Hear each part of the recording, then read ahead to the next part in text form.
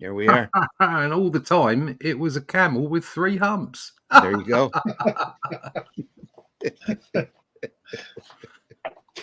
Come on, everybody. We see you out there. It's time for Comics by Night. We got a great book for you today. And one I'm sure Glenn's going to tell us all about here in just a minute. Set up. Here's the opening, I think. Yeah.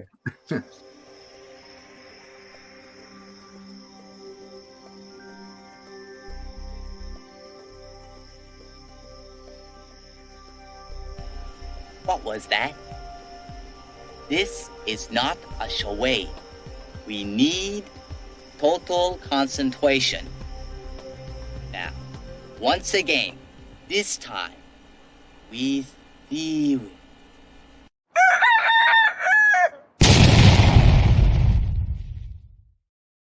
That's how I'm feeling this morning. Exactly how I'm feeling. Come on in, folks. It's Comics by Night. We're here on the Indie Comics Network, the Comic Book Black Belt YouTube channel, the Randy Zim YouTube channel. We're real happy that you're here. I'm your host, Randy Zimmerman. You can find my work over at arrowcomics.store, where you can find right now, if you're fast enough, you can get a copy of the Shadow Kingdom while they last. There's only a few left up there. We've already sold a couple, so yeah, just got to warn you, the supplies are limited. We did a campaign for this a few months ago. It was very successful. Very proud of this work. It's a classic Robert E. Howard story featuring Cull and Brule, and it's just a great tale that I got to break down and adapt, and Russ went through and did the artwork on. It's very beautiful. Also over there you can find copies of Hero Bot Zero too, which is a book that I did on my own about a 3-foot tall giant robot, and all sorts of other books like The Fool is over there. A bunch of other stuff and stuff that I didn't have a hand in, but Arrow Comics is the company that we print under. We're really proud of the books that are over there. Great entertaining stuff. So go over there and take a look. arrowcomics.store. So also joining me this morning is Mr. Glenn Fleming. Glenn, introduce yourself, please. Hi, everybody. My name is Glenn Fleming. I'm a writer, artist, and publisher. You can find my stuff all over Amazon, including this book I wrote about my visit to see the late, great Jack Kirby. Went over a couple of times to see him and his wife. You can read all about that. It's all documented with lots of photographs of me with Jack and everything in there. I also publish Comics Unlimited, which is a 100-page magazine about comics, surprisingly, given the title. This comes out every now and again, but I'm not sure whether it's actually going to appear. I think we might have finished, but anyway, you can get those on Amazon. And if you go to fundmycomic.com, you'll be able to get a copy of my annotated Hatch book. Hatch is a character I created many years ago, and you can read all about his story in there. So check it out. Yeah. Also joining us this morning, Mr. Russ Leach. Russ, introduce yourself. Hi, my name's Russ Leach. I'm a comic book artist from the UK. As Randy said, we're on a mission to bring Robert E. Howard to the masses. That's what we do with the Shadow Kingdom, and we're currently in production of the Atlantean, which is the further adventures of Cull and Brule from the Shadow Kingdom. So if you want to find out more about that, you can go to russleach.com and sign up for the email list there. I can show you a current piece of artwork if you want. There you go. There it is. There we go. So there's the chapter head of chapter 2, and they're on their journey now. Oh, there's that woman. There's that woman. Oh yeah, they've taken her on the journey with her. Oh yeah, like you do. Yeah. It's always nice to have a packed lunch. Yes.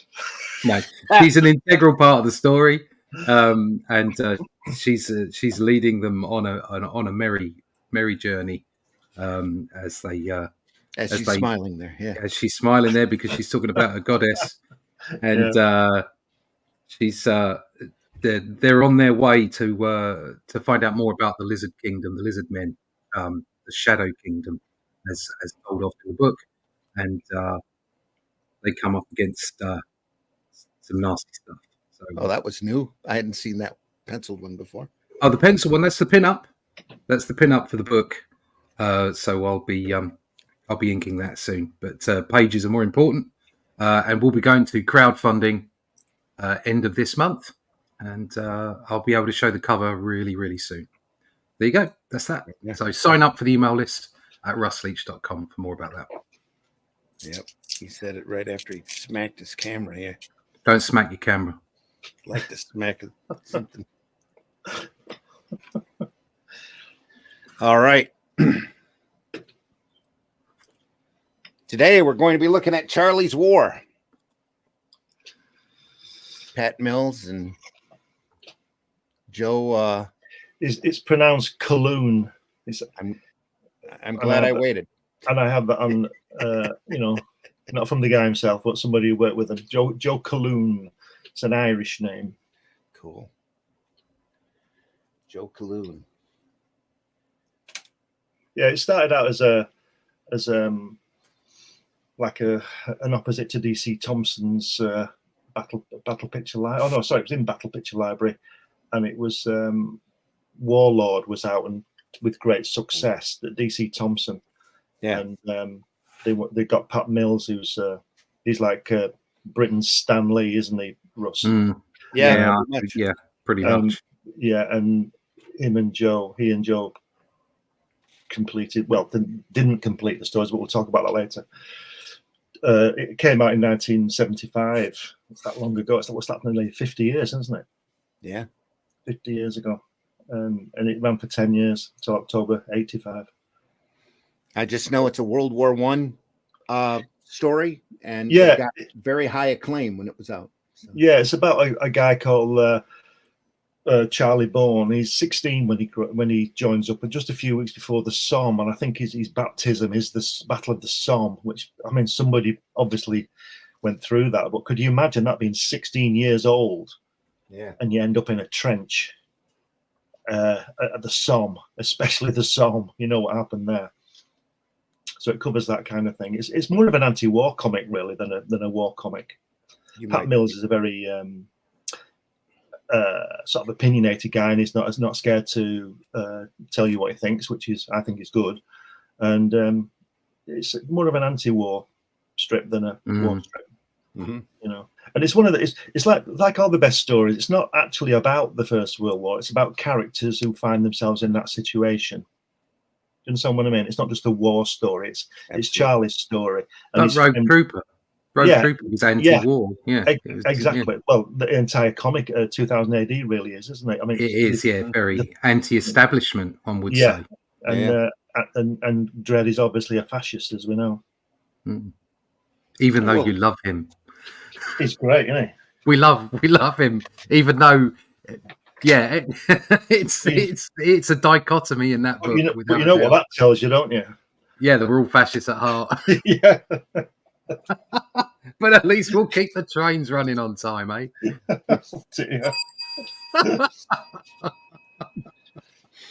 Yes. We are looking at the Titan reprint book. The Fantastic Titan did a big round of great reprint books during the 80s and 90s?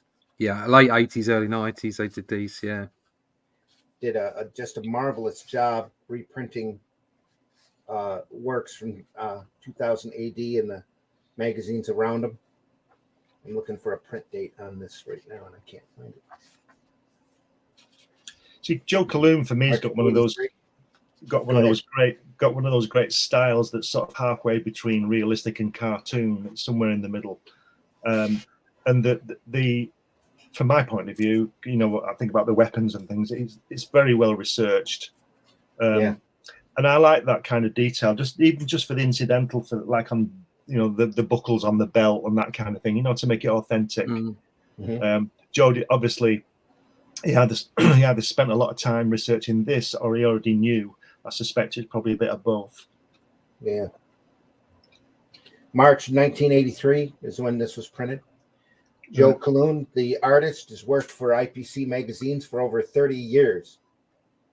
In the 50s and mid and 60s, he drew mainly for Champion, Lion, and Tiger, which are comic magazines over there, right? Yeah, but they were, yeah. though its personal favorite was a soccer spoof in JAG called Football Family. Oh, Football Family Robinson. Yeah. Well, he's got there Lion, Paddy Payne. I remember when I was a kid, because nobody knew who drew these things when I was a kid. Yeah. Stan Lee sort of brought that in the American comics, and in British comics, they still never told you who was who. And I always remember Paddy Payne was my favourite in the Lion, and then found out that it was Joe Colquhoun who was the artist later. But Paddy Payne's about a Spitfire pilot. It's really good. Really good. Check it out. So 2000 AD were one of the first to do that, weren't they? Properly. Yeah. Give the credits. They made a big deal out of it. Yeah. All by putting a little card down at the bottom of the first page. Art robot and things like that. Art robot. I'd have loved to have been an art robot. Yeah. That'd be great, wouldn't it? Says he spent his early 70s working on humor strips for Buster and Coral. Oh, Core. Yeah, they're exclamation marks. Those. Cool. Over That's here, how you're supposed to say it. Yeah, people say, "Core, look at that." Cool, look at I that. don't know where it comes from.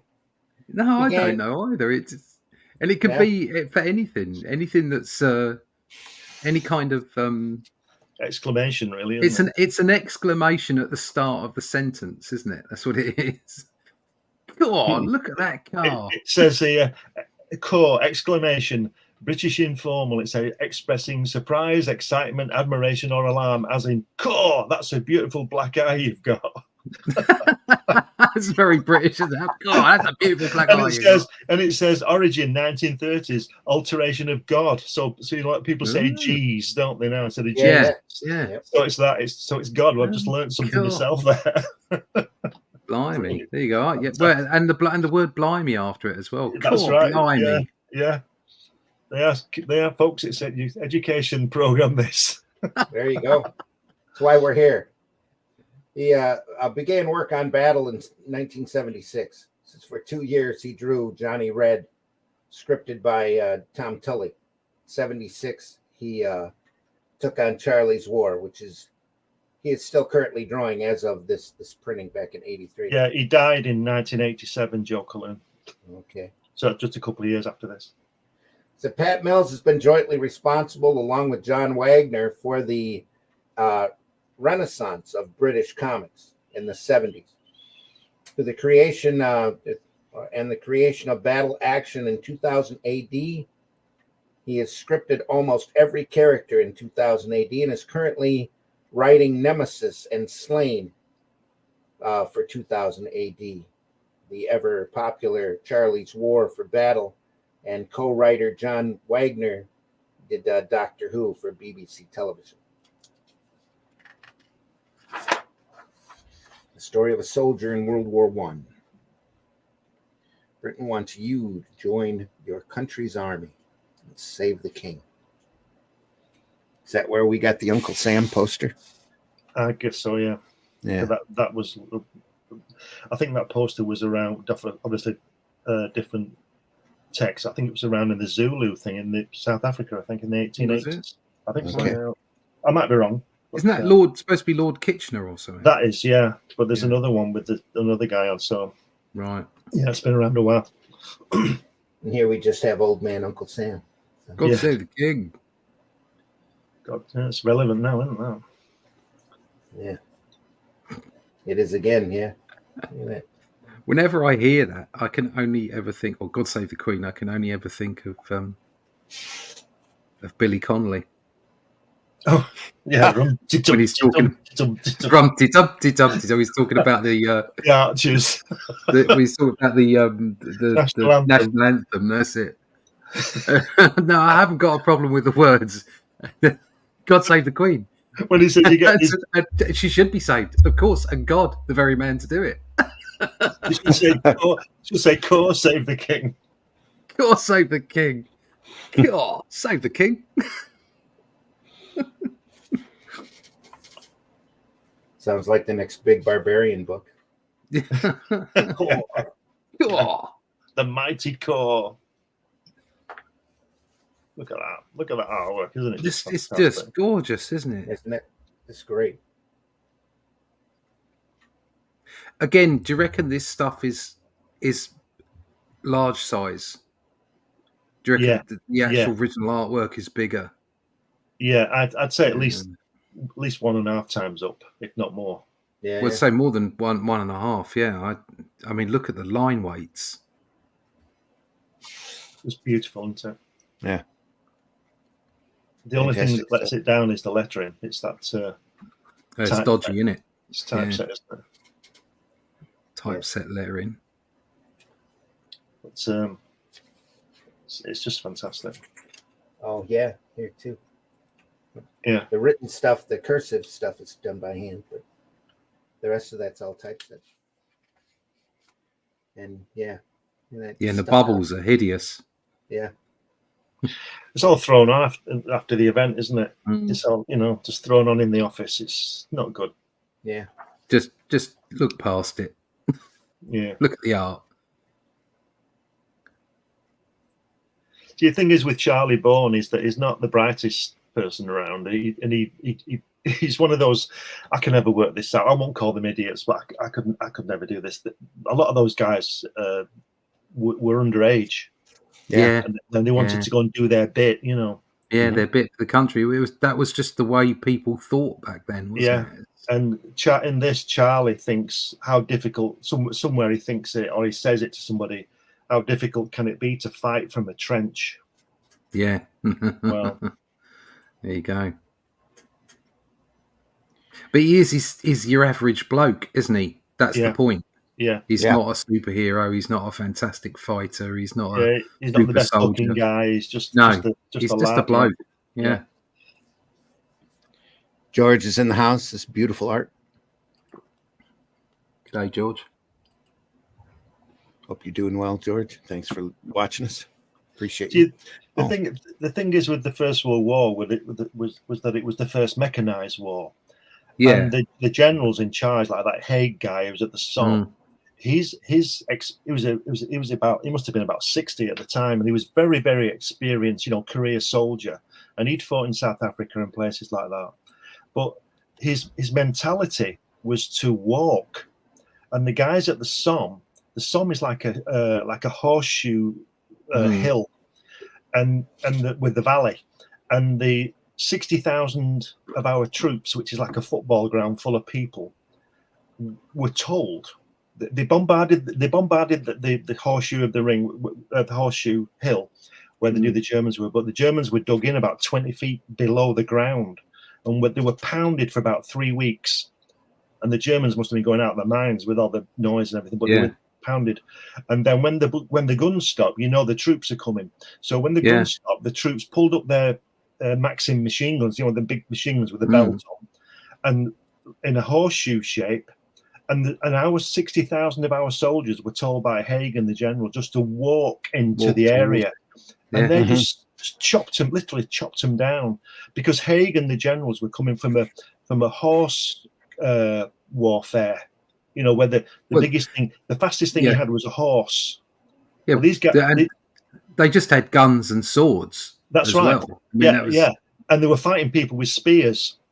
Yeah. And the Germans had this machine gun, this Maxim machine gun that just was firing 1,000 rounds a minute and just knocked it. They just literally 60,000, or I think it was 25,000 men dead and 50,000 casualties in an hour. It's hideous. Can you imagine that? And can you imagine that walking through a field full of barbed wire, shell holes, barbed wire, in the mist because of the gun, the smoke from the blast, so you couldn't see anything. And then an hour from now, 25,000 guys were dead in that small area. Yeah, imagine that. I can't imagine that. I can't imagine how anybody got through it. But anyway, that's where Charlie is now. He's in the trench at the Somme, waiting to go over the top.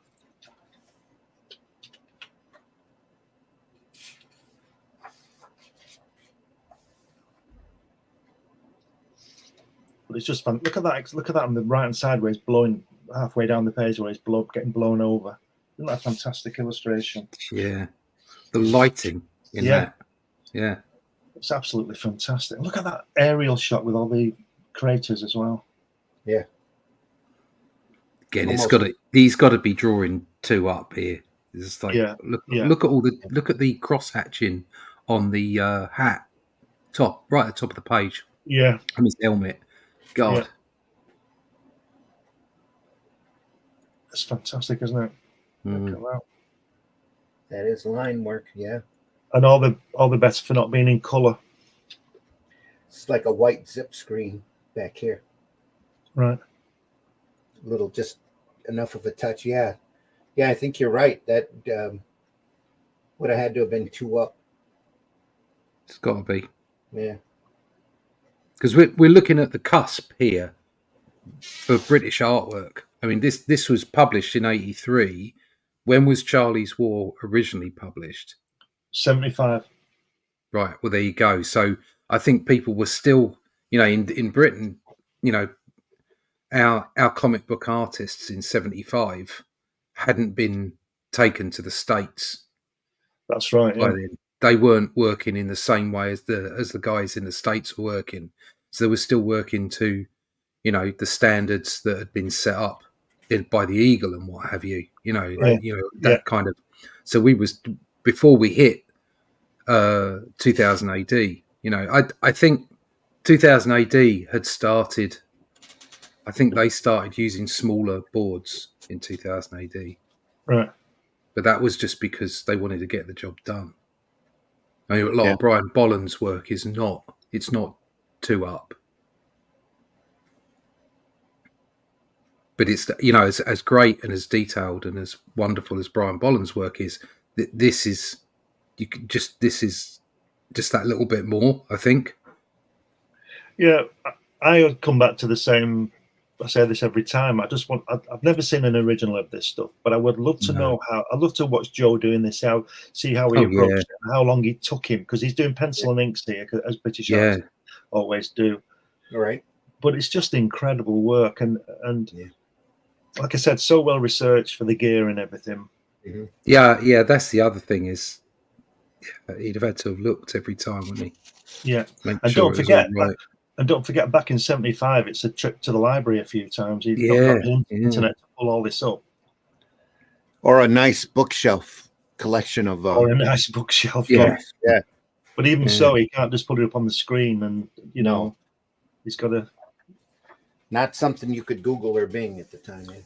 That's right. It's part of the reason why John Buscema loved drawing Conan so much. Yeah. You could make it up. Yeah, he didn't have to bother about somebody pulling up a piece of reference that showed his drawing was wrong.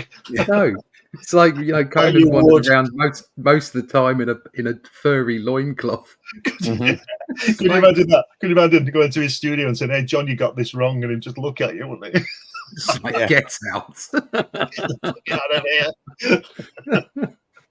There's only one person that's wrong here, and you're on the way out the door. Oh, let me tell you. Let me give you a bit of trivia. You see that German sniper? Which one? Well, it's the same guy, isn't it? That one, yeah. That one. See that face plate they had? Oh, he's got a face plate. Well, you know those bolts at the front of his helmet? You see, when you see German soldiers in the First World War, they have these massive bolts on the helmet. Mm-hmm. And it's basically for clipping your gas mask to. Because I was wondering what they were for. But then they adapted it for the sniper, like that guy, to have a face shield, so that if a British sniper saw him, he couldn't shoot him in the face. And that's what those bolts were for. But if you look at First World War Germans, they've got big bolts, and like I said, it's to clip the gas mask to. Mm-hmm. And our guys didn't have that, so But anyway, somebody worked out this. They sort of stopped using the mustard gas because somebody worked out that the wind often blew it back. That was the big problem, with biological warfare.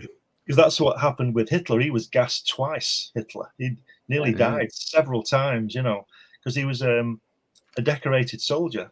He was a runner, and he was running between trenches with messages being shot at by snipers and all sorts of stuff. I'm not making him into a great guy. He was a bastard, but I'm just saying he was a decorated soldier. Yeah.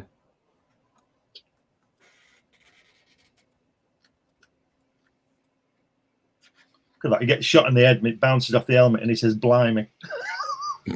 Blimey. it needs a patang, doesn't it? There. Yeah. Yeah. Bang. Blimey. What was that? It was a bullet. Oh, blimey. What are you going to do, eh? Getting shot at by Germans. Apples and pears, apples and pears. Now, I'll tell you something. I do know that Joe Colquhoun inked this entirely with a brush. Don't you just hate him? Yes. Some of that line work looks like, if it's not a zip screen or a dual shade screen, that it's very intricate. Looks like it was done by a pen. No? Well, that's what I heard, so I don't know. Probably used both. I think he's probably like Wally Wood. Wally Wood did most things 99% with a brush. I don't think he's that good. Yeah. Not got time to find that other pen. He just uses what he's got in his hand. Look at that guy's putting the notch up on the butt of his rifle.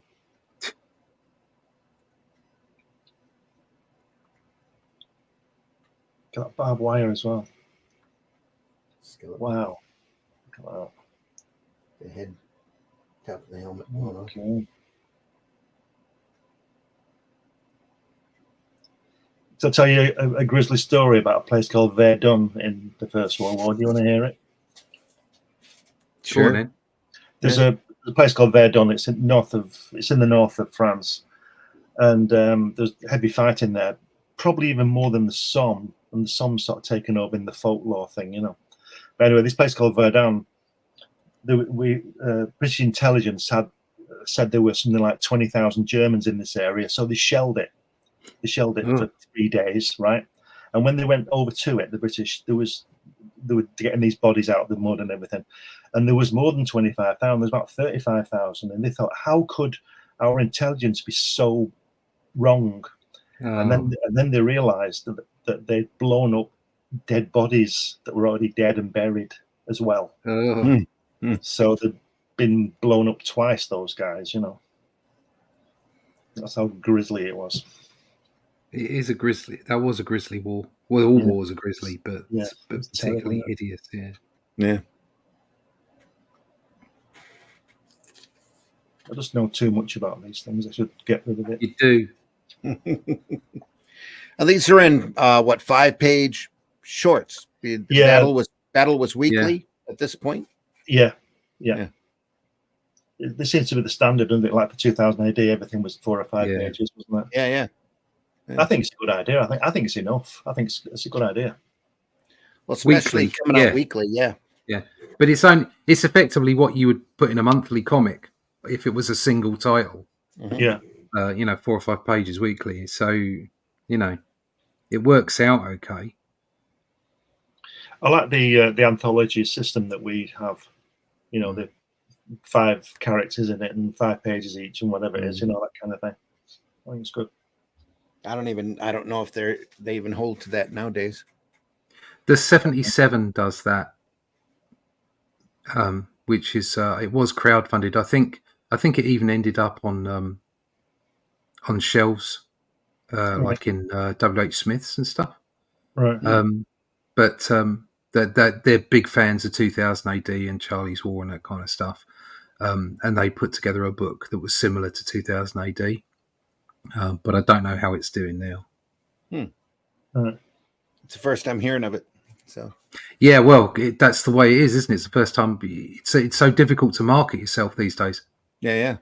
Reaching out is an absolute nightmare. If you're not a large company, if you're not Marvel or DC or Titan or whoever, you basically, you can be completely anonymous.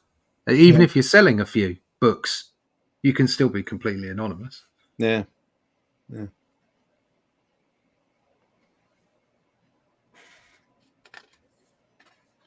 I'm just going to keep turning. Oh, that was a 3-pager. There. All right. Look at his face. Look, and the thing is that that's a cracking face. But the Sergeant Major's face. Look at him shouting. Yeah. And then you look on the previous page. He's throwing a grenade around. Yeah. Look on the previous page. down the left there, and he's shouting again. Yeah, but it's the same person. It's the same face. Yeah. And that's been redrawn. Yeah. There is no photocopying involved in this. No. That's right. Yeah. There's probably if he's on a thick piece of board, there's no light boxing involved in this. No. Just drawn. He's redrawn that, and it looks almost identical from a different angle. I mean, that's Have you read impressive. Alf Tupper, Russ? No, It's called Tougher the Track. no. Well, Joe Colquhoun, I was going to say that guy with the cigarette at the top looks like Alf Tupper, and Joe Colquhoun drew that strip as well. Oh, did he? So, he draws everybody looking like they're working class people, doesn't he? Yeah, They're always real in that, people. Yeah, that kind of situation. And there's that sergeant again with that spiky thing, he's screaming at it. Look at him shouting. Get your I think you can see so many of the artists that followed on into 2000 AD would have been looking at this. Yeah, sure they were. Yeah, you can see a lot of that. So glad they didn't have a house style though. Yeah. I mean, it was a hotbed of creativity. It really was. It's mad talent. Just great individual artists. Wow, that's tight. This is full, isn't it? I mean, he's smacking him with the little. It's that chicken. Looks like a chicken leg with little small mace for him to keep the troops in line. Look at that horrible word balloon in the bottom panel there in one line. Isn't that awful? Yeah, look at that. Terrible. See it that's awful, isn't it? It's probably typeset and cut out, pasted on. Yeah, it's stuck on top. Yeah, without doubt. Yeah. Awful. Wow. Wonder if they go through and improve that in the later stories. Nope, it stays like that all the way through. And there's a guy with an axe. With the sniper, isn't he? Yeah. He's got that face shield on. Yeah. Little Englander. Crazy. Look at the hatch work here. It's incredibly well done. Yeah. Here as well. And then the helmet next to it. Look at the British helmet next to it. This is this here is definitely brush right here because you can see it going from thick to thin. Yeah. Very much like Alex Raymond's background work on some of the Flash Gordon feathering like that. It's just it's not easy to do. It takes a steady hand and a lot of practice. There's a cross hatching here too. All through this.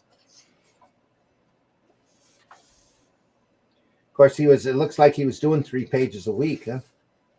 No, all depends upon the story. This one's 5 pages. He's doing other stuff as well, though, in the other comics. So he's doing a lot of work. God, I don't know if he's been. Probably a page a day, you'd think. Yeah, minimal. Yeah, he'd have to, wouldn't he? You'd have to. So if you think he's probably doing, if he's doing a page a day, it's taking him a week to do this one slot, and that leaves him 3 weeks to do other stuff, doesn't it? Yeah. Well, not if it's 4 pages a week. Well, from what I understand, the way these books were constructed, they didn't start printing a story until it was all in house. So he might certainly not 2000 AD. I don't know about the rest of them, but he must have spent. He'd have had to have done the whole story. Yeah, at once. Yeah. Back when you could get paid for doing the job. Yeah. This is the stepladder design on the left. George says probably a page or so back says he's great.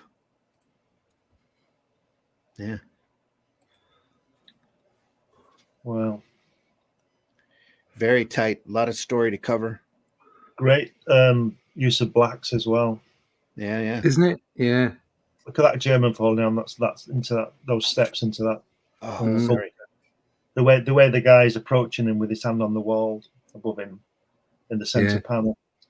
Yeah. Just fantastic, isn't it? It's great.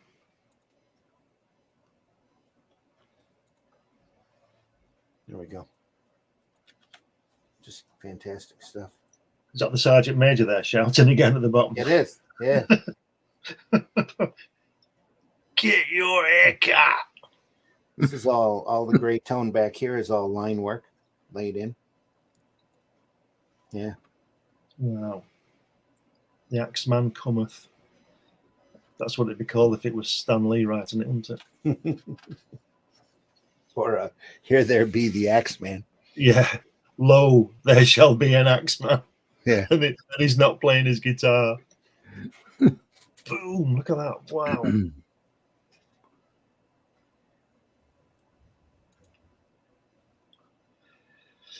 One of the best things that happens in this strip, I've not read them all, but is the way that if you imagine you're out there, that shell that has just, or that grenade has just landed and blows them up. I would imagine that kind of thing happened all the time. And in this strip, people, he meets people, and then the next panel they just get blown up. Yeah. And, and you're thinking, wow, this guy's a good guy, and then boom, he's gone. What's the Sergeant Major? Yeah, what's the Sergeant Major going to do with those that thing at that wire cutters? What's going to do with that?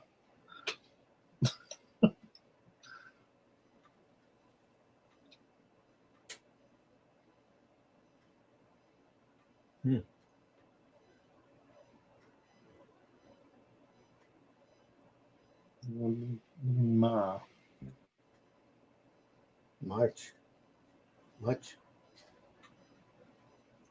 Don't be such a big baby, Jones. Promise this is. Oh, I see. He's got his shrapnel. Much.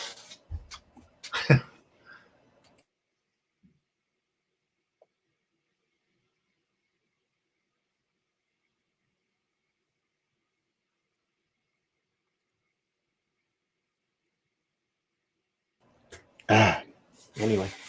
That explosion's amazing, isn't it? Yes.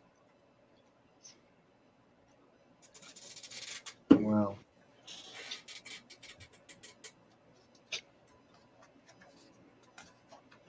I have a hardbound collection of is it Major Easy? Does that ring a bell? By Carlos Esquera? Yeah, that rings a bell. Was that in battle? Yeah. That was. Yeah. This reminds me a lot of it. Yeah, you see, there's again.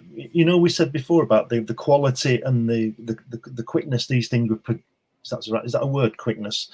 The speed these were produced. Carlos Esquera is the same. Cam Kennedy, all these people Mike Noble and Frank Bellamy and all these people. Just they must have had a time machine. They must have been in a different time. But it's like I said to you about Jack Kirby. Ross said to me that when she used to watch him draw, it was like he was just tracing it. It was already on the board. He was just tracing it because his pencil didn't stop. Yeah. And you think the focus that these people must have. Discipline. Yeah, just draw all day. What it is, yeah. 15 hours a day, just get it done. Boom. Start the next one. Regular machines.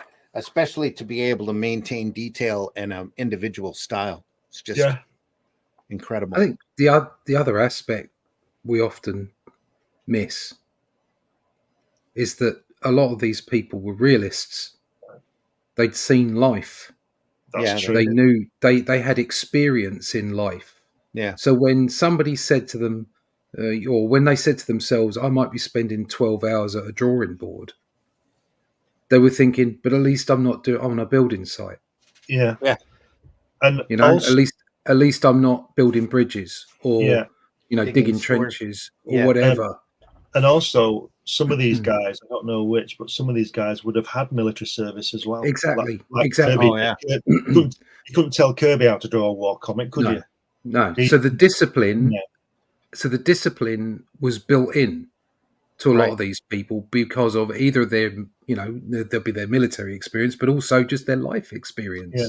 Yeah. And they could see that. Whereas nowadays, life is a lot easier now than it was 50 years ago or 100 years ago. Yeah.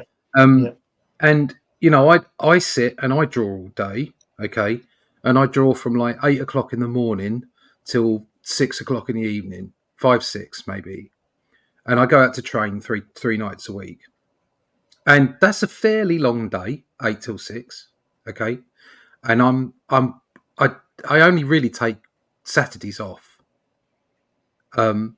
So I feel I'm disciplined, but it's nothing compared to what these guys are doing. Yeah. And it's all because it's relative.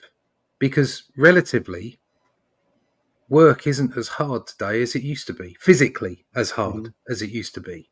Okay, we all know that there's lots of different various things in stress and the modern world and all the rest of it. I'm not saying you got an easy life now. I'm not saying that. All I'm saying is that physically, there just aren't as many of those physical jobs in the same way. So if you're an experienced person who's maybe even been out to war and you're thinking, yeah, I'll sit for 12 hours to 16 hours, whatever it is a day and draw comics. Yeah. You just see it as an easier life, don't you? You see it as an easier process. You know the football manager, Bobby Robson, Russ? Well, he's from a mining back. He's from the northeast. Yeah. His dad and his brothers were worked down the mine. And when he was manager of Newcastle, Bobby Robson, he took all the club, all the players, juniors and senior players, down 2 miles in a mine shaft, and said to them, "What do you want to do? This or kick a ball about?" Yeah, he made them appreciate what they had. Don't ever whinge that it's hard work. Yeah, because it isn't. And don't be late, and things like that. It's like it's the same old. It doesn't matter what it is. It's whether it's drawing comics or being an actor or working in some kind of service industry, as far as answering phones and that kind of stuff. None of it's hard compared to being a miner. Yeah, compared to I don't know, even being a doctor or a nurse, on call, being a fireman. Okay, these are hard jobs. Yeah, these are jobs that require real commitment and physical and emotional effort. And it's easy for it's great to hear people like Laurence Olivier, when he was alive, turning around and saying, "This is the easiest job in the world." I don't know what you're talking about. Yeah, how awful you got to get up at 6 o'clock in the morning and sit in your trailer while somebody puts makeup on you. Get a life. Yeah, wake up. It's a blessing. You're very fortunate to have this job. Yeah, very privileged. And I think if you've come from war, or you've come from, like Bobby Robson, from a background, and you think, yeah, okay, I'll do 14 hours a day drawing a comic book. That's fine. Yeah. Absolutely fine. Don't worry about me. Bring me tea. I'll be fine. Just bring me a sandwich and I'll eat it while I'm drawing. Yeah, well, that's what I do. To be honest, I don't stop for lunch. I sit. My wife brings me lunch. It just works out that way, and I sit. I might listen to something appropriate, or check out some pages or whatever, while I'm actually stuffing the thing in my mouth, and then I'll get on with the work. Yep. Look at that right hand cover. Look at the right hand. Yeah, the right hand, the bottom where the guys are marching. Yeah. The movement, those guys are really marching, aren't they? I would say he's got photographic reference for that. Yeah, they're not stiff, are they? No. But that is a great image, yeah. The tank.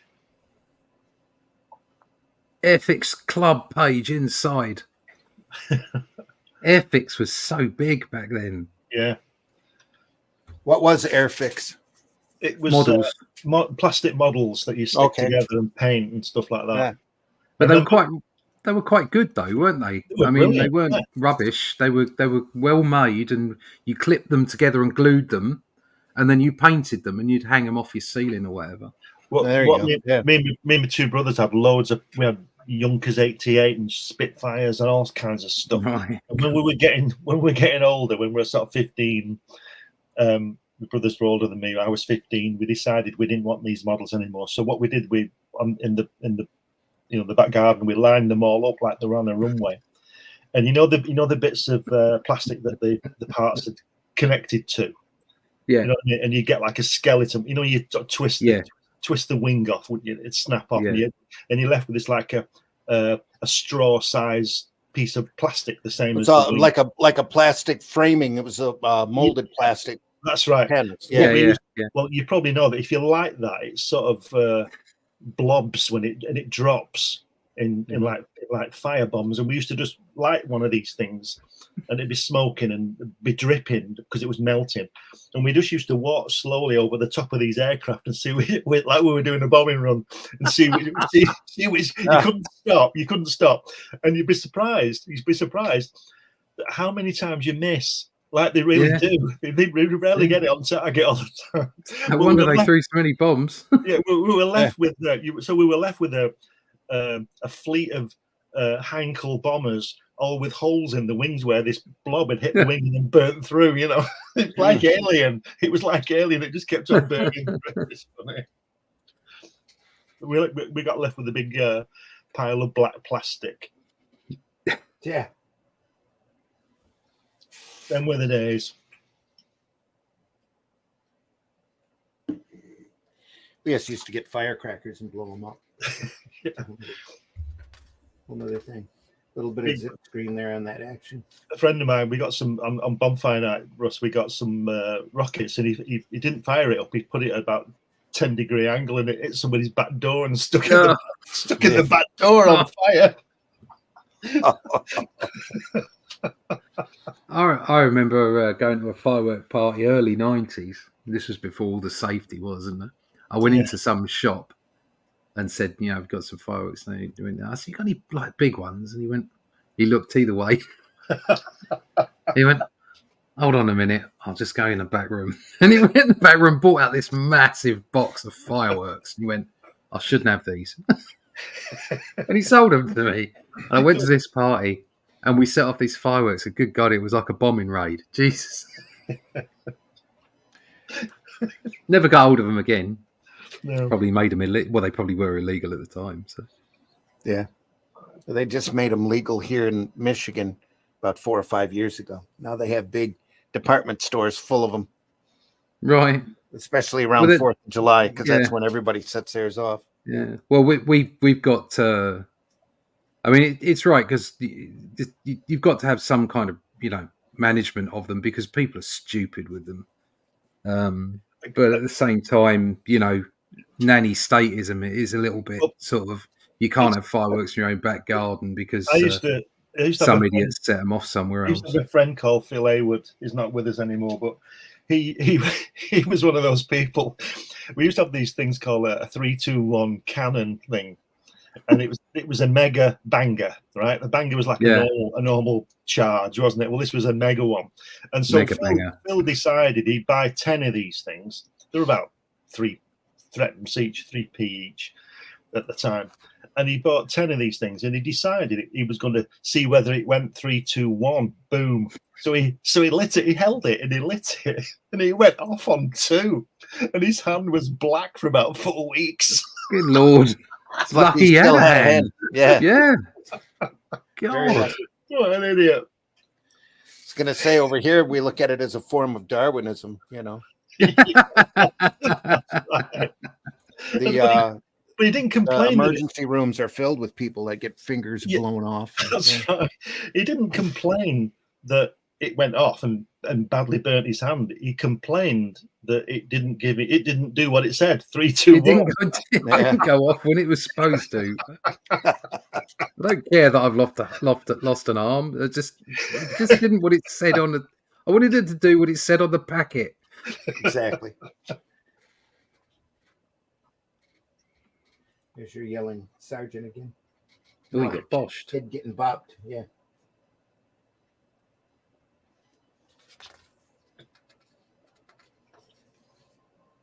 Oh, look at that profile. That's great.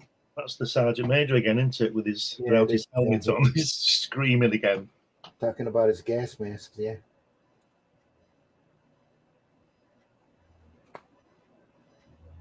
Look at that face. It's crazy. He looks a bit tough, that Sergeant Major, doesn't he? Yeah. Grizzled. This guy here holding on to his helmet.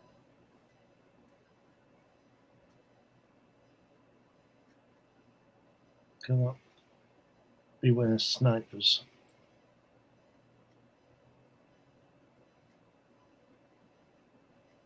Wow. Is this framed around Charlie riding home? Is that what this Yeah. is? Yeah. Oh,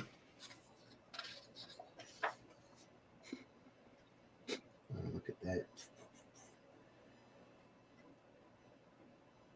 Apparently those gas masks weren't very effective, and most people used to get so warm they just used to take them off and take the chances, you know.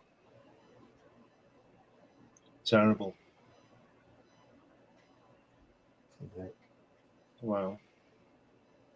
Oh, is that the Sergeant Major buried there? Yeah, it looks like he got hit. Somebody that looks like him, at least.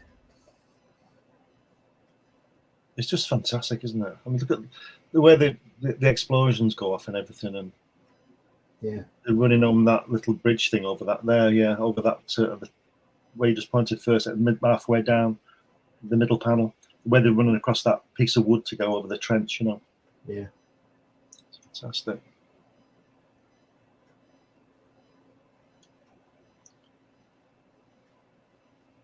Ducking into a mine.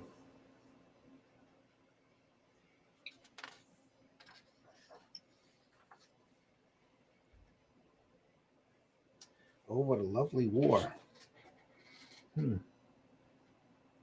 Revealed at last amazing facts and stories about World War I.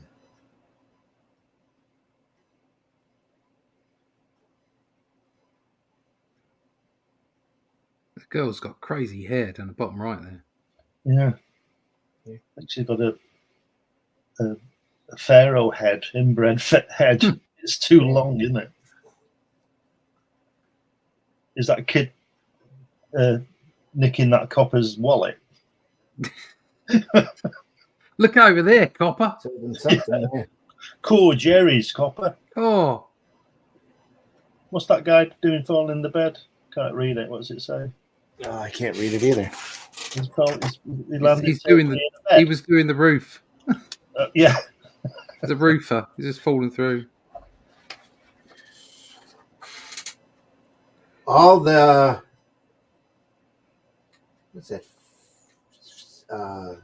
Looks like 18-man crew were killed in the explosion, except for the helmsman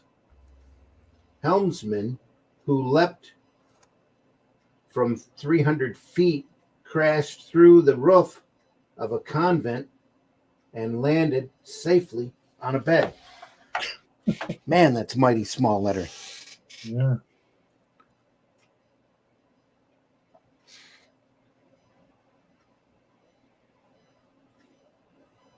Wow.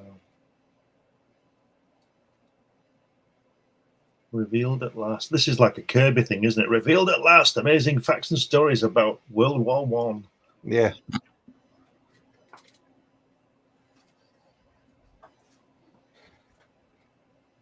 Can you imagine those first German soldiers that when the mist cleared, those tanks were coming for them, and they could hear the noise and didn't know what it was, and then those big tanks were coming at them. Could you imagine the fear of that? Because they wouldn't know what they were. Mm-hmm. You know, the first time they were deployed. Imagine that. As if it wasn't bad enough, the shelling and everything.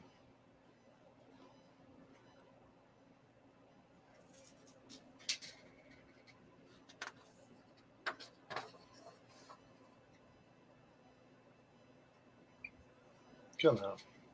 Entry of the Iron Monsters. Yeah. Little Willie. Look at those tanks. They're bonkers. You see where George Lucas got some of his ideas. Yeah. Mm-hmm. Or Lucas's design people. Design team, yeah. McQuarrie. Yeah, Ralph McQuarrie. But I mean, like you were talking about with the mask on that sniper. Yeah. It's a bit like the guys on Hoth, the Yes. stormtroopers with those things. Oh, yeah. And that, Just the slight deviations between different stormtroopers for different things. yeah.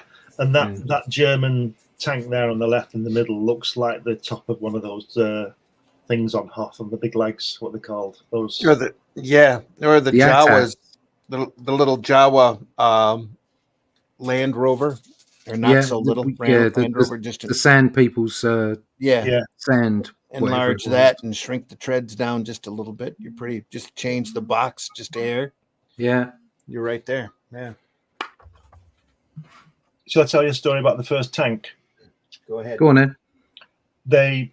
It's on film, this as well. They filmed it. They designed this tank, and the king was there watching this, and it was moving. This tank was moving. People were inside it, the crew, putting it through its paces, and they said, the king said, how vulnerable is it? So they had these couple of Vickers machine guns, them big heavy machine guns again, and they fired hundreds and hundreds of rounds at the side of this tank, and all the bullets just bounce off. And they said, this is fantastic. And then they radioed to the crew to stop, and it didn't stop. And then it stopped when it hit a tree or were in a trench or something. And when they opened up the door, they were all dead because the bullets, because the skin of the tank was one sheet, so to speak. When the bullet impacted, the fragments on the other side of the sheet of steel splintered and cut the guys in the side to pieces. Mm-hmm. Oh God! So after that, they learned to sort of double wall it, if you understand what I mean, leave a gap between, so that wouldn't happen. So, that's a grim story, isn't it? Yeah, those guys inside just got shot to pieces by their own people. That's grim. Yeah. Look at that. Boom, boom. See, this is where British comics win, you see, because like I said, any Marvel writer would have been Batum on that. Yeah. Different times, so Yep.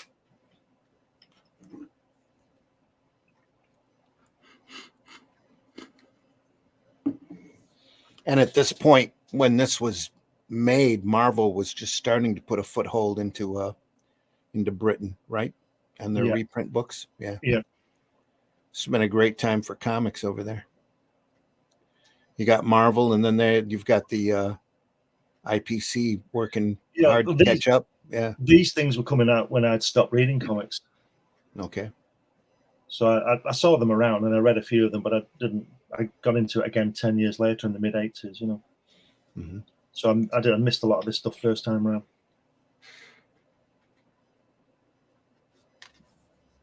I figured it was better to get on an aeroplane, go somewhere, than read a comic. Floating heads. Look at that. Fantastic. Wow. Look at that detail here. Just phenomenal.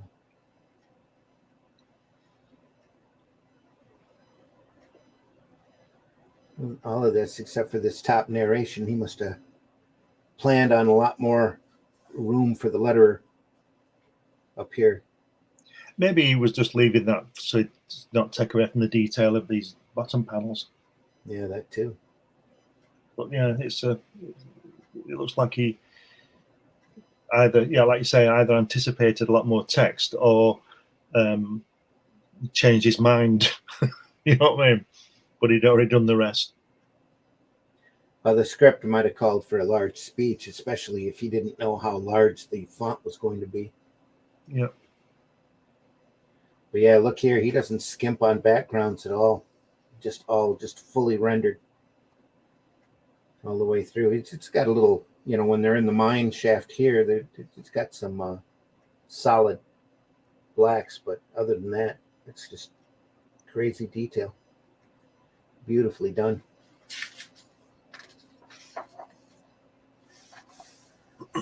Yeah, it's hot.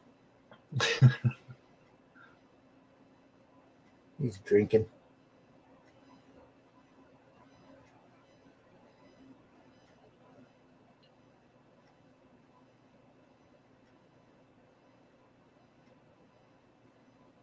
Line work here. It's all by hand. Isn't it? Yeah. And the guy there with the walking stick, with the captain with the walking stick. Oh, it's Lieutenant Thomas. We'll find out about that. It's an interesting piece about Lieutenant Thomas, or Lieutenant Thomas, I should say.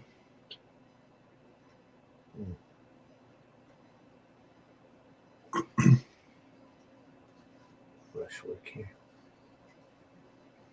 What does he say there, that guy? He says, "Wake up, Charlie, it's 0 hour. It's time to die."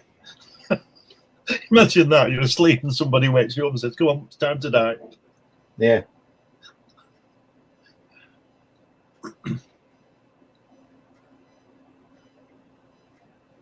Wow. So this is probably a paste-in photostat. Yeah. Funny way of spelling Charlie. Must be an Irish thing. Oh, the S has been reversed here the whole time. No, I'm talking about the Y. Yeah. I'd spell Charlie Lie. Yeah. It's just the way they just his name spelt like that. Yeah. Didn't notice that before.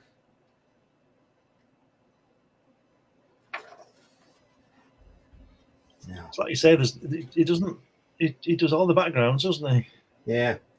4 tiers here. Yeah.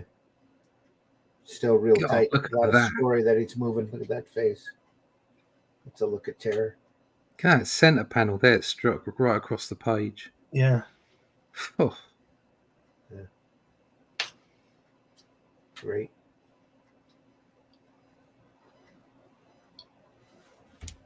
It's amazing if he's doing that a page a day. Yeah. yeah. Just Well, they're crazy, incredible. Playing football, aren't they? That's one of the stories, isn't it? They kick footballs out, and they were playing football as they were running towards the Germans.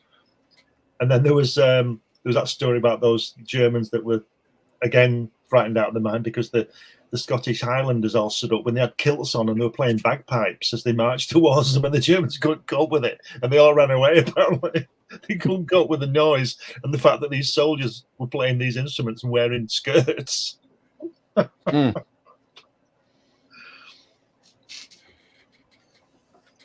The British Devils. Yeah. Yeah. Look at the top.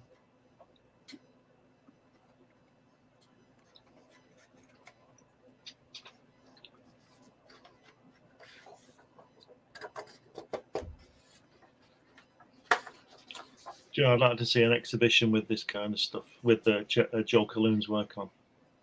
On display. Yeah. Incredible, wouldn't it? Over the top.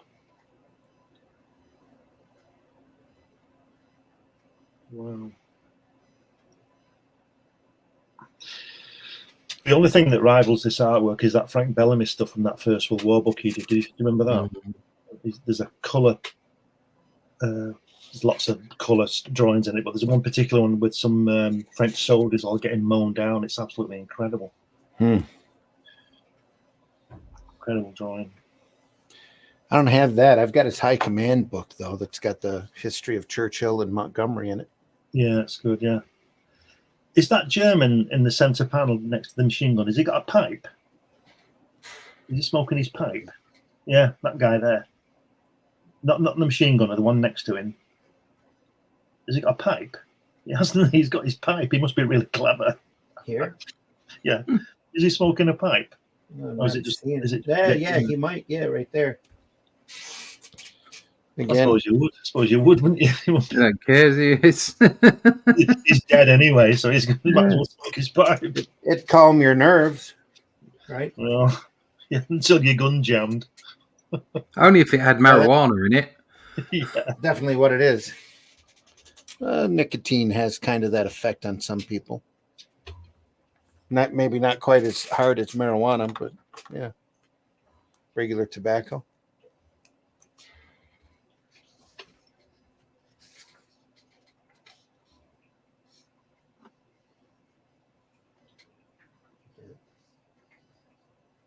Well,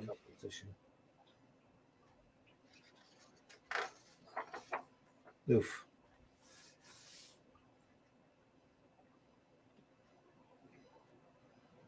is he trapped, that guy at the bottom? Is he stuck in the barbed wire? Yeah.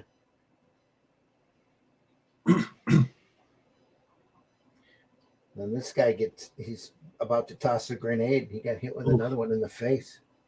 Smack. It's pretty gruesome, isn't it? Yeah. That was par for the strip, right? The horrors of war. Yeah. That's what they really wanted to drive home.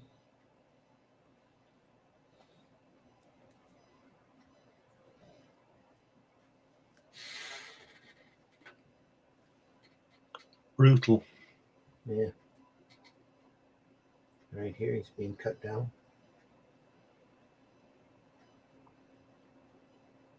That's the guy in the barbed wire. Yeah. Oof.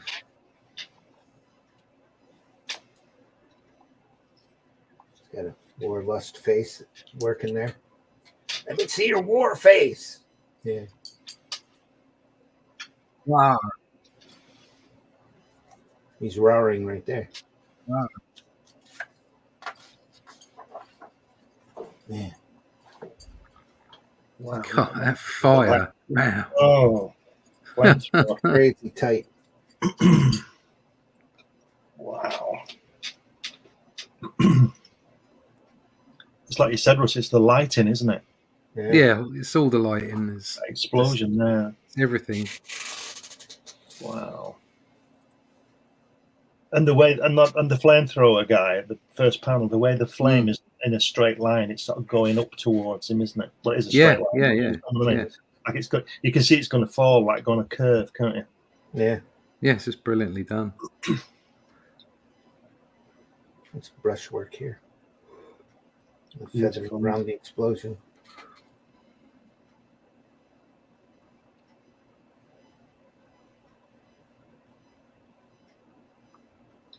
Wow.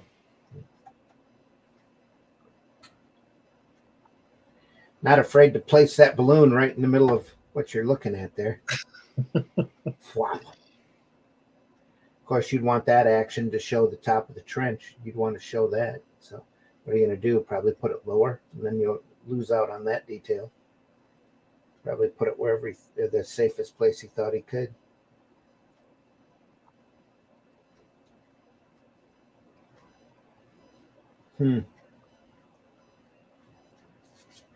This probably be a little bit of white out here, a little bit of white paint stripes in front of that gun. Yep.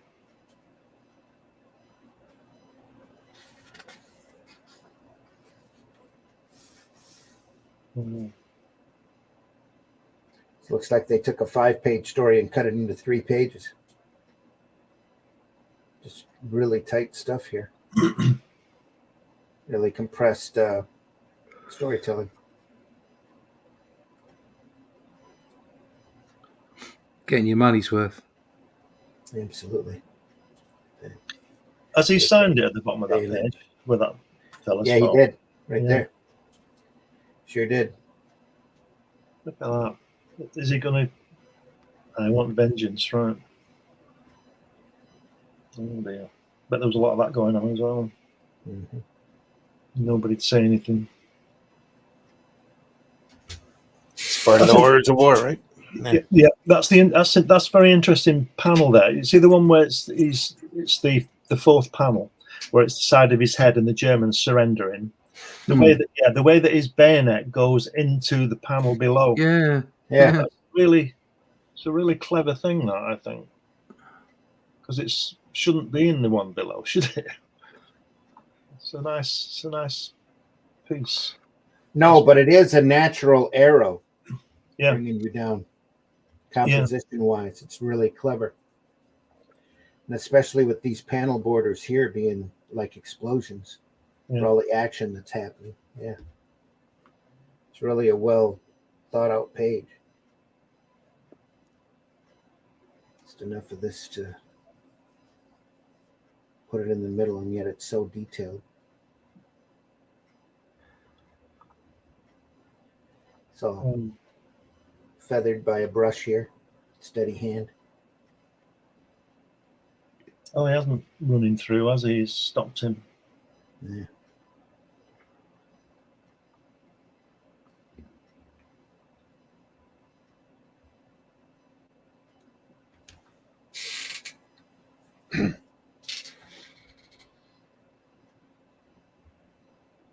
No. He's about to skewer Charlie and get stopped. That's what this looks like. And yelled at.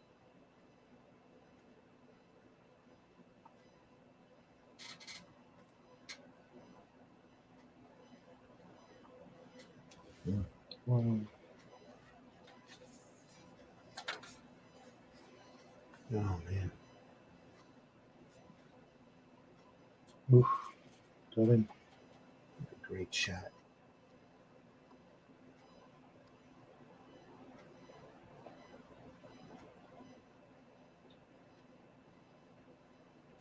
And here too, known to fade this out. Yeah. No prisoners.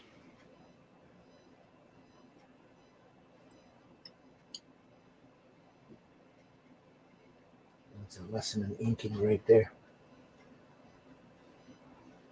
The crosshatch work, the feathering in the back. Just Do you want some more trivia?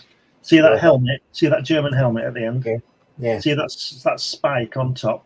Mm-hmm. Do you know what that was for? Skewering people? No, it was for when you went into their trench and his top of his head would be there, and you might catch your foot on the top of his head and skew your foot. Oh yeah. What an ingenious thing. But like a You have to say there was an awful lot of forethought from the Germans about this. yeah. It wasn't like they just accidentally fell into war, was it? Not really, no. It's like, I know, let's make all the helmets so that if somebody jumps into the trench, they might get skewered in the foot. Yeah. Oh, and while we're there, let's put bolts on there so that we can have some chemical weapons. Yeah, that's right. It's like they weren't messing about. No. They were loaded for bear, as they say. Set metallic faceplate in front of the sniper's face. That's something. Yeah. Yeah. And like you say, you could also take your helmet off and use it as a weapon. And I mean, you could do that anyway, couldn't you? But with that thing on the end of it, you'd be doing something.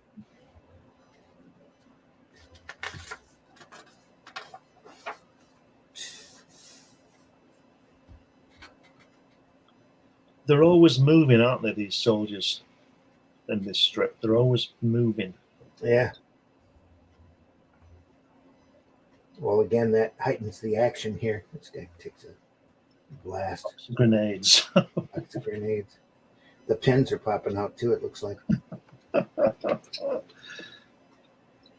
Oh no. The explosion's shaking.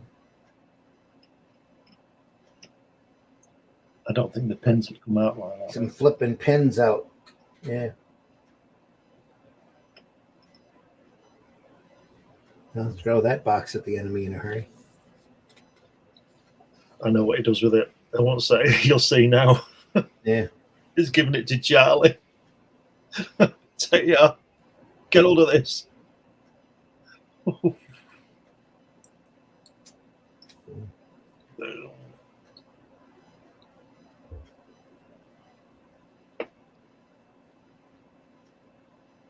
Oof. Lighting again on that last panel. Oh, he's gone for the The booby trap, the helmet, haven't they? Yeah.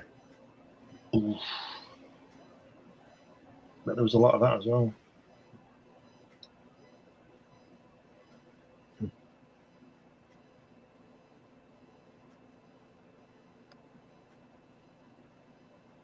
Wow.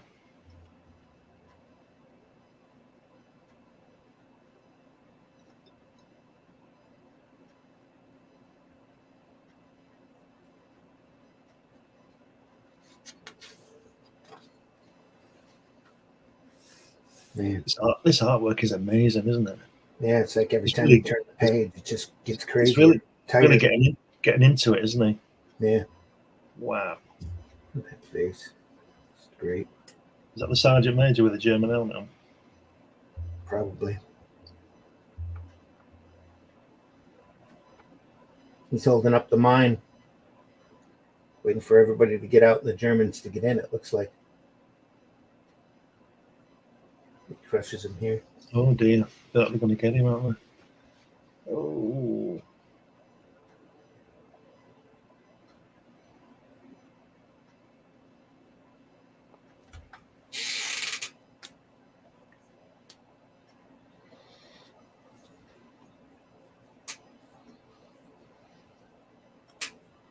Oh. Sniper.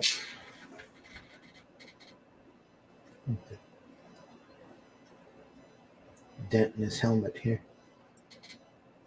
The other guy gets it. Yeah.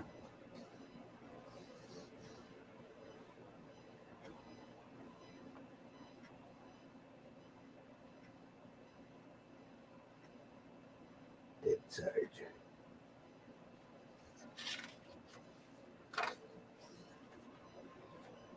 Wow.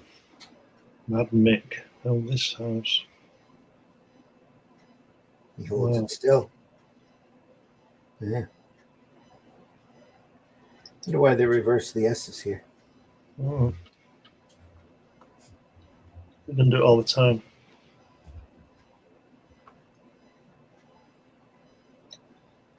Wow.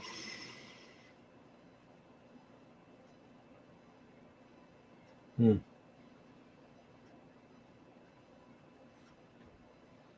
Charlie's War. Appears in battle every Thursday. Back then, 83. There's the list of Titan reprint books that they had done to date. As of this printing. I've got those. I think I've got those. So we'll look at these ABC Warriors sometime real soon. That's a great series. Yeah, I've got that on the So back much of this fun. one here.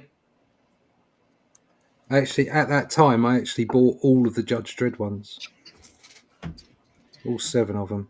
Well, I was picking them up wherever I could find them. Here's the back of the Charlie's War book too. Oh, They've right. got a whole- That's They've got a whole list. huge. Yeah, they're reprinting. Well, they got 22 Judge Dredd books alone. So that's 3 years difference. Yeah. Yeah.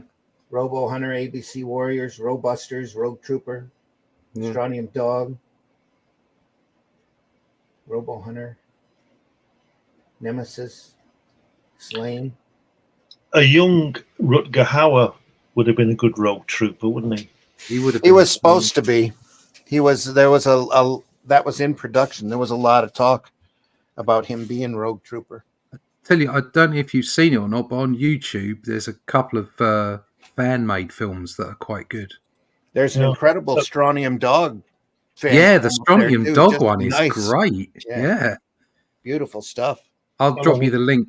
Yeah, is there a rogue trooper one as well? Yeah, there's a Rogue Trooper one, and I'll drop you the link. Brilliant. Here we go. Yeah, if that's, I keep saying that, you know, all you hear here in the States is Judge Dredd, when there were all these great properties at 2000 AD that they should have done. You know, you kick out a Rogue Trooper movie now or a Strontium Dog movie now, people freak. I mean, they wouldn't know what to do with themselves. If they did it properly. Well, yeah, if they followed the book, yeah, absolutely. David Bowie's son was working on Rogue Trooper, wasn't he? I think Was so. he? Yeah. Duncan Jones, yeah, he was. It's supposed to be in pre-production, but it's been in pre-production about 10 years now. Rogues had been in production off and on since the 80s. They just can't seem to get it off the ground. I just wish that just It's like Dune. what they've got. They can't. They always have to seem to change it and everything. And just make it. All they Just got to do make is it the adapt way the it was comic. done. Yep. Yeah. Which is Exactly. why we Just like make it. it. You know. Yeah, just You know, adapt it's the like comic. it's like they sit down, don't they, and they think, "What's popular about this strip? Change it." You know, It's like that latest Judge Dredd one, you know, the most recent one with Carl Urban in. Mm-hmm. It's like it's okay, but I don't personally think it captures Judge Dredd from 2000 AD. I mean, it's a perfectly serviceable film. It has Judge Dredd. I mean, the image, Carl Urban is great as Dredd. Mm-hmm. They don't take his helmet off. Right. There are aspects of it that are great, okay, but in some ways, the Stallone film kind of it had aspects of the craziness of the 2000 AD strip. Some of the In fact, writing, it was yeah, it was just a little bit wacky. Do you know what I mean? Yeah. With having the Angel Gang and all the rest of it, it was a little bit wacky, and that's what the Carl Urban one missed. Mm-hmm. It was very, very serious. Yep. And we all know that Judge Dredd is part tongue in cheek. It's part fun, and both films missed the mark. If you could combine the two films, and also the fact that it really was just a copy of that other film's story, rather than bringing a Judge Dredd story to the fore. I mean, you got to admit that the Sylvester Stallone one, you know, it had Hammerstein in it. It had the ABC Warrior in it. It was a particular story where they brought his brother back, and all these things. You know, I there was a story that was very similar, and it was about framing Dredd, and that was actually in the comics. So you've got to give them some credit for at least trying. Do you know what I mean? There was some effort there. Yep. Whereas as against the Carl Urban one was like, okay, let's copy the Raid and make it really gritty and make sure that, you know, he doesn't take his helmet off. Great, brilliant, you absolutely nailed that. But it still wasn't Dredd. It still wasn't the comic strip. And just like Glenn and you were saying just now, just make it, will you? Yeah. Just make it. But the trouble is now, I mean, you wouldn't get past the meeting of the producers who would say, "Oh, you can't have that in a film." Well, the thing I learned real quickly about Hollywood is that the people up there all want to put their own little personal touch on it, and it's usually incredibly wrong. Yeah, because they haven't got their own thing. Exactly. So they want to leave their mark on Batman or Superman or Judge Dredd or whatever, and it's like, no, you didn't make that. Have the respect and produce it the way it should be done. This isn't about people getting crappy about, oh, don't touch my stuff because that was what I had when I was a kid. No, it's not about that. It's just about respecting intellectual property for what it was. Canon is important. Mm-hmm. And if you are a good enough writer to write within the canon and create new things and make it exciting, not retrofitting stuff, actually writing within the canon, then do it. Make it great, okay? Otherwise, leave it the hell alone and make something new. Well, that's you know, and some of the problem with Hollywood, or a lot of the problem with Hollywood, is because it's run by bean counters. Nobody wants to take a risk on anything new. Yeah, if we hadn't have had risky, you know, things going on, we'd have never got Star Wars. That's right. It's the whole 70s and 80s. And it's also relative to Doctor Who, isn't it now? Oh yeah. It's just a pander, isn't it? Yeah, yep. It's not what it used to be. It really isn't. I don't know. It's not Doctor Who, is it? It isn't. Not really. No. I mean, you know, the first thing that I thought was wrong with it was trying to make out it was drama. And it's like, no, it's not part of BBC drama. I don't care whether it was always technically part of BBC drama or not. No, it was always a family show. where kids could sit with their parents and watch some science fiction and hide behind the sofa because the Daleks came out. Right? It isn't drama in that. It isn't drama like, I don't know, I can't think of anything because I don't watch any telly. But it isn't, like any kind of drama that you would expect. It's fantasy, it's science fiction, it's fun, and then putting it on at 8 o'clock in the evening, that works well. Yeah, well done. Now I've got another book. We're about half past the second hour. We can save this for next week if you want. Yeah, save it. Yeah. Save Save it, it. I've got pages to do. There. So speaking of Dread, this Sunday for Sunday Funnies, We're going to fill you with it. I thought we'd go through this volume. Oh, look at that. Brian Bolland, look at that. Oh, I have that. That is such a fine volume. We're going to go through this on Sunday Funnies this week, folks. 9 a.m. Eastern time. Yeah. We'll be live. Judge Dread, Judge Death, all sorts of great dreadness, all by the great Brian Bolland. So you don't want to miss that. I like the way he's done his shoulder defense thing with bones on it. Yeah. Oh, it was a wonderful, wonderful design. They just did such a good job on it. Fantastic. Yep. That just to get people's appetites wet. Just show them that spread with the 4 judges. Just show it. Don't show anything else. Just show that. It's just so good. It's going to take a second here to find it.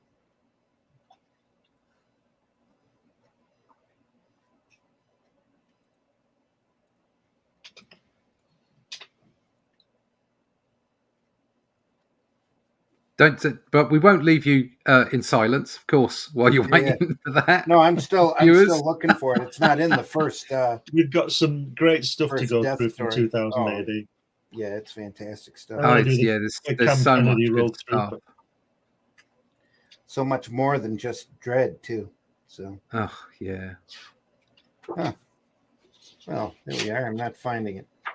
Is it not in there? It wasn't in the second one, was it? It wasn't in the... I believe it was in the second one. Oh, no. In that case, there's only one spread that you can see, and that's... I know, I'm trying to think how it started. There's just so many good bits and pieces in it. Yeah, just show the one bit. Look at that. Look at that. Look at that. It's fantastic work. Just brilliant. We'll look at that on Sunday. Some of the best classic Judge Dredd stories drawn by Brian Bolland. Yeah. I have to say I consider Bolland the definitive Dredd artist personally. I know he didn't create it. I know Esquerra was the man, but for me, Esquerra on I think it's got a lot of different dog. Yeah. That's the. I think it's got a lot of different eras, Dredd especially, that different points in time, almost like different characters. Wow. Everybody seemed to draw him just a little differently in their own style. Yeah, but that was part of the charm because they all got away with it. Yeah, it certainly was. Yeah, you never picked it up and thought, no, that's not Judge Dredd. No, it was a lot different. Like Mick in all fairness, it was the helmet and a chin. Yeah. Because when you look at the difference between, say, what's he called, Ron Smith and Cam Kennedy's Dredd. Yeah, both are definitive. Both are just beautiful to look at. Yeah. And then you've got Mick McMahon in there, and you've got Brian Bolland and Esquerra and all these people.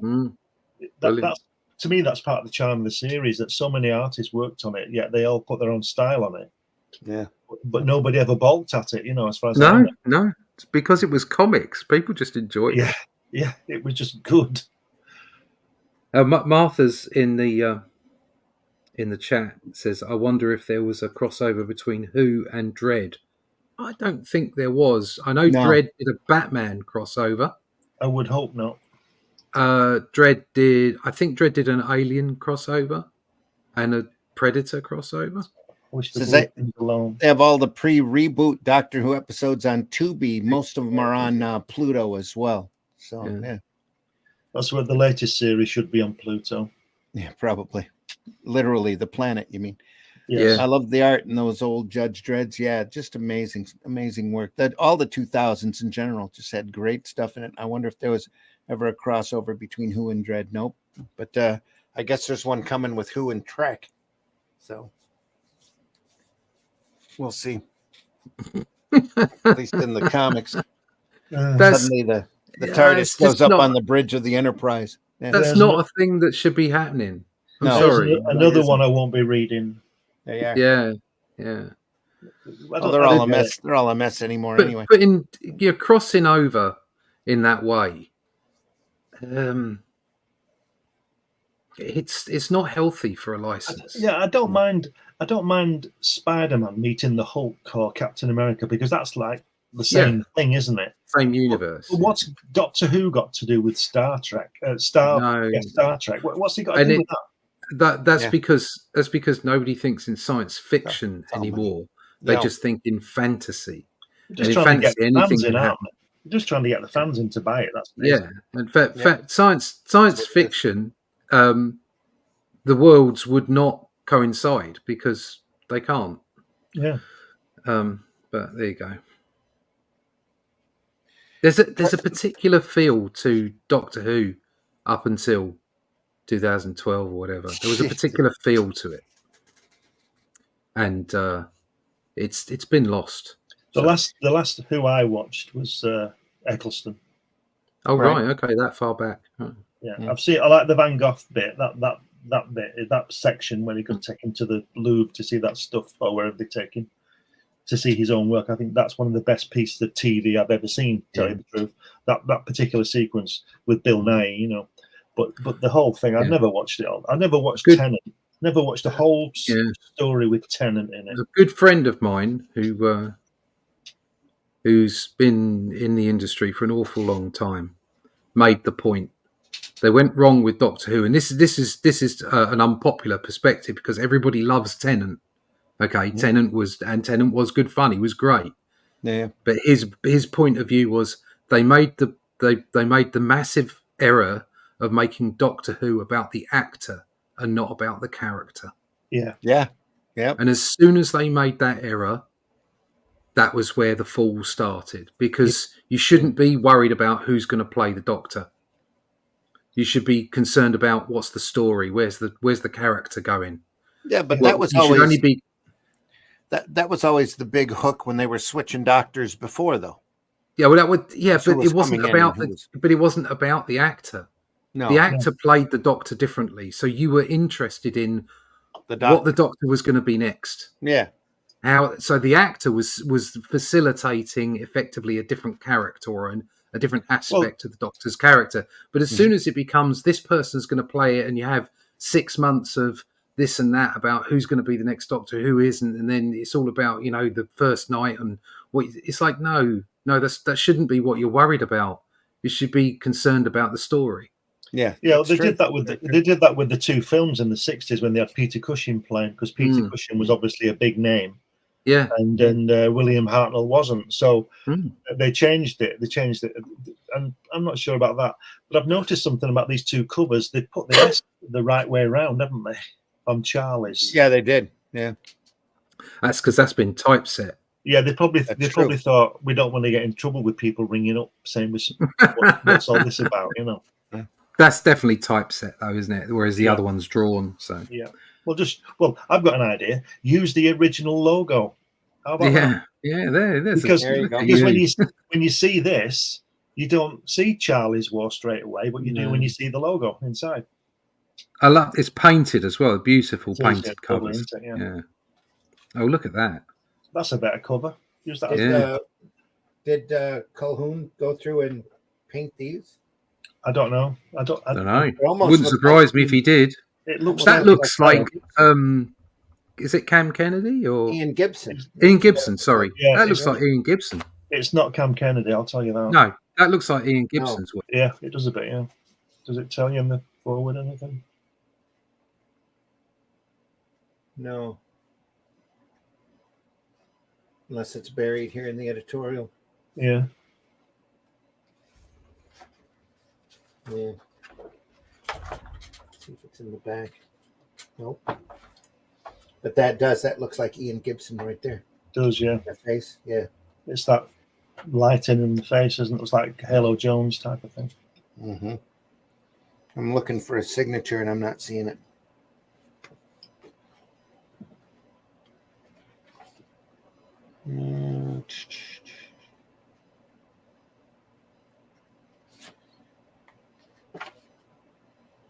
Mails published. Yeah, there's no credit that I see. Nope. Again, it's not in the first volume either. But that really does look like Gibson's work here. Yeah, I'd lay Beautifully money done. on it. Look at how well that's painted. Do you know Gorgeous. the giveaway for me is his face. Yeah. That's a Gibson face. Yeah, it's that lighting and everything, yeah. Yeah, he Find was out. doing That's a lovely covers. painting. He did some other covers for them at this point, so it wouldn't Yeah. surprise me if that's who it is. Yeah. Absolutely. He did a Garth one as well. Yeah. I've got one of these sets with Garth on it. It's by Ian Gibson, a painting. Beautiful though. Yeah. Great work, folks. We're going to look at Charlie's War Book 2 next week. So stop back by.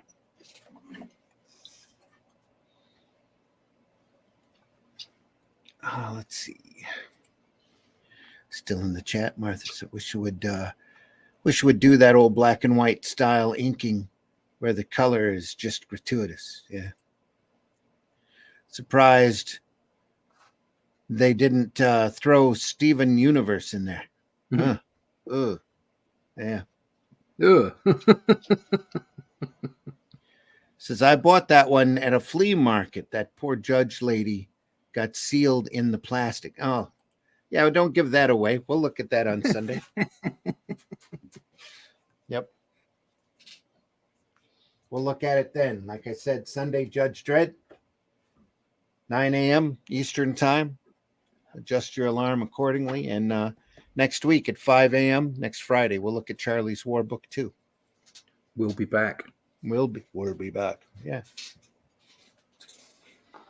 All right. Want to thank everybody for stopping by. Deeply appreciate you. We got good numbers this morning. So glad you enjoyed it. Hope you enjoyed it. If you enjoyed it, tell your friends. We're here every Friday morning, and we're archived over at the Comic Book Black Belt YouTube channel, the Randy Zim YouTube channel, and the Indie Comics Network. Please, wherever you're watching us, subscribe, hit that like button. Leave a comment if there's something that you want to see us look through. We do it 2 times a week, looking through great sequential art, just to inspire us and remind us how fantastic this art form is. We deeply appreciate you stopping by. So, Russ, tell folks how they can find you. You can find me at russleach.com. Sign up for the email list there so I can keep you up to date with what's going on with the Atlantean.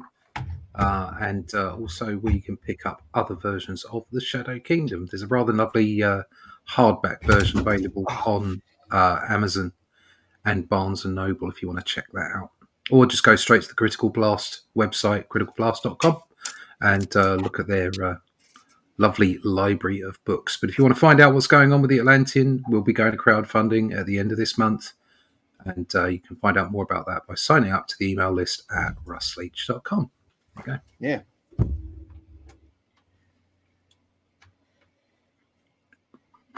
Absolutely.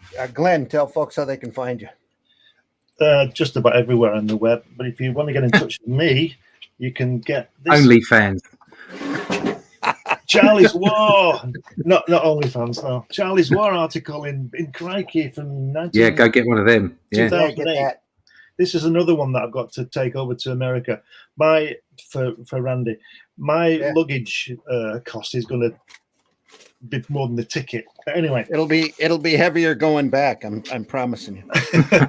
Yeah, you can. If you put my name in Google, you'll find loads of things. But you can get me mainly on Amazon. I've got 12 books on there, different subjects, comics and assassinations and children's books, all kinds of things. And you can find me on Facebook and all those kind of things. And these wonderful programs Friday morning and Sunday afternoon with these two guys. Yeah. We deeply appreciate you stopping by. I've been your host, Randy Zimmerman. Let me readjust my camera here. There we are. You can find my work over at aerocomics.store. Just go over there and take a look. You can look at oh, there it goes. No. Oh, I just knocked it off of my board. How do you like Oh, that? it's gone black. Oh no! Look at Russ for a second. There we are. It's still early for me, folks. That's my excuse, and I'm sticking to it. This is a professional outfit. Very professional. Ah, Look at my monkey. only the best. Oh, look, there you go. Shadow Kingdom. Go buy it now. You can get a lovely hardback version of this beautiful book that we lovingly crafted. There you go, but he's cut me off. Lovingly crafted. Absolutely. Oh. Yep. No, it's too late. You've done the damage now. I have. Just knock the thing right over, too. So, you don't want to see more of my cruddy basement down here. But anyway, folks, oh man, my camera's not staying still for nothing. Just leave it alone. I'll just leave it alone. Don't move. Don't breathe. We'll see you on Sunday, folks, for Sunday Funnies, where we'll look at some great Judge Dredd material. If there's something else you want us to look at, leave a comment wherever you're watching us from. Tell your friends that we're here. Our numbers aren't, we could always have more people watching us. We deeply appreciate you. We're not monetized for this program, so I'm not trying to hawk you into watching us just so that we can get money out of YouTube or whatever. We do this because we love it. And we love this art form.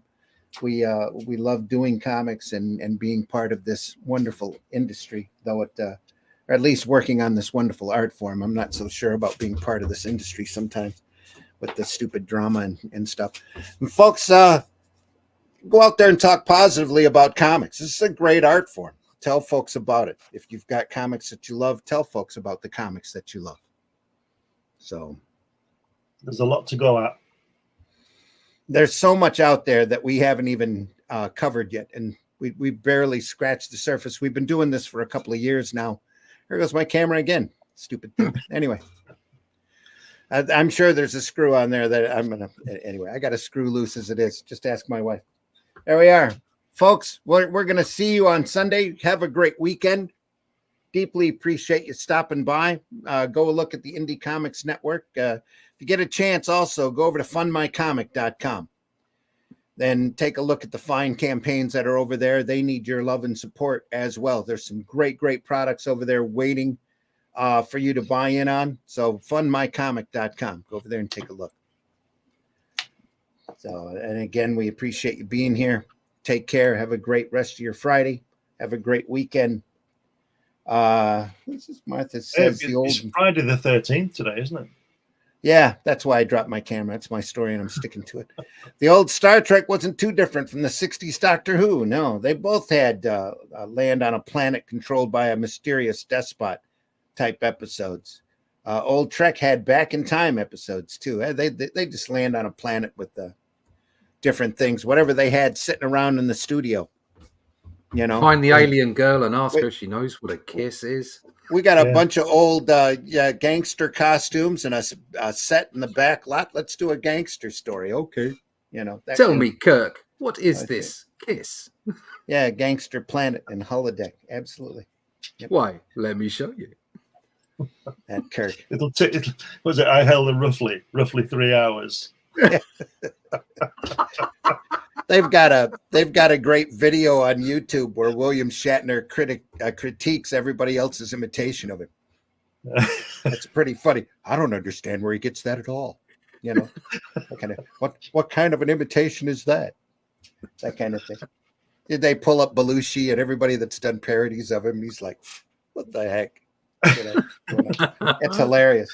And he's 93 now, isn't he, Bill Shatner? Well, yeah. He's great. I love him. He's fantastic. My captain, oh my captain. What it is, boy. George, take care. Everybody, take care. Martha, thanks again for stopping by. Deeply appreciate you. Miss you, Sarah. What's going on? And Scott, Rosema, where the heck are you? Yeah, where the hell is Rosema? Start setting your alarm. That was Rosa in that spacecraft, that X-spacecraft doing that spacewalk. Ah, Is that what it right, is? okay. It sounds like a Probably was. 90s sitcom. Where the hell is Rosema? Exactly. Used to do a comic. Used to do a Filmed in comic. front of a studio audience. Yeah. You could have him like Alf Garnett. Yeah,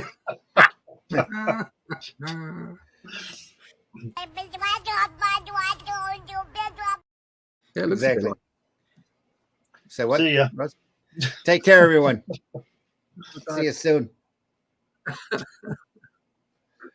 That's not it. Where is it? I'm gonna have to make this easier to find. Here we are.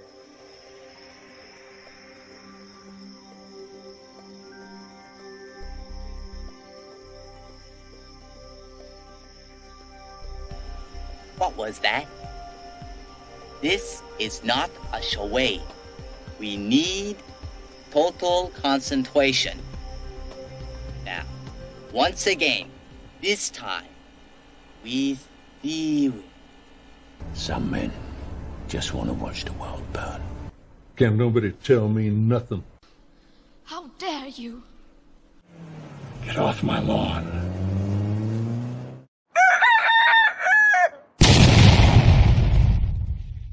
How many times a week do I eat butter sausage? I can't count that high. It means you're a catcher, not a pitcher. Bye, Jack.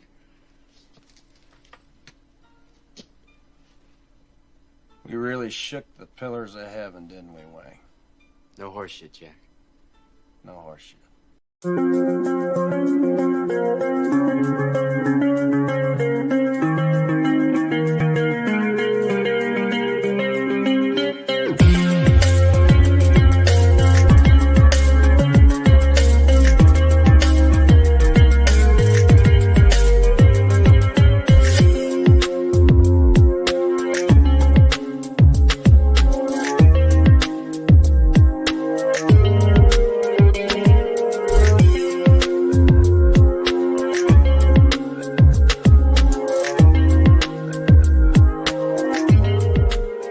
If you look at something and there's nothing there, what's the difference of figuring out what it was in the first place? Taste the biscuit. Taste the goodness of the biscuit.